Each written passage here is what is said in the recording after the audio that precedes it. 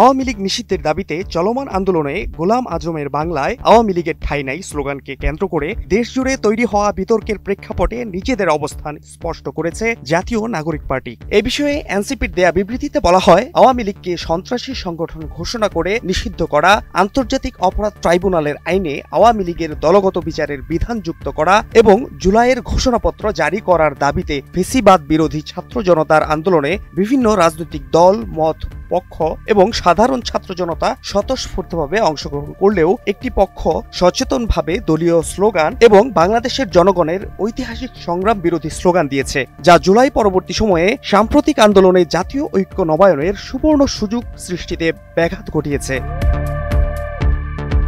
দলটি বলছে, জাতীয় নাগরিক পার্টির কোনো সদস্য এমন স্লোগান দেয়নি, বরং আমাদের পক্ষ থেকে যেসব বক্তব্য ও স্লোগান এসেছে তাতে 1947, 1971 এবং 2024-এর সংগ্রামের স্পষ্ট প্রতিফলন ছিল। আন্দোলনের সময় জাতীয় সঙ্গীত পরিবেশন নিয়ে আপত্তি উঠলেও আন্দোলনকারীরা দৃঢ়তার সঙ্গে জাতীয় সঙ্গীত পরিবেশন করেছে, যা প্রশংসনীয়।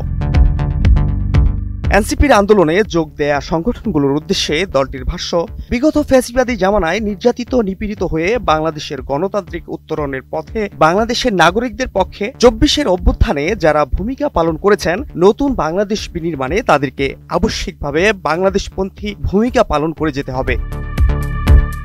জামায়াতে ইসলামকে ইঙ্গিত করে এনসিপির বিবৃতিতে বলা হয়, কোনো রাজনৈতিক দল বা পক্ষের পূর্বেকার রাজনৈতিক অবস্থান বা আদর্শের কারণে ইতোপূর্বে বিভাজন ও অনৈক্যের রাজনীতির সূত্রপাত ঘটলে সংশ্লিষ্ট দল বা পক্ষের দায় রয়েছে বাংলাদেশের মানুষের সামনে নিজেদের সুস্পষ্ট অবস্থান ব্যাখ্যা করে জাতীয় ঐক্যের পথে হাঁটার।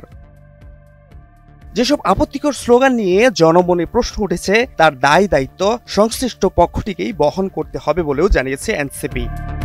Fahad Shahriar, news desk, global television.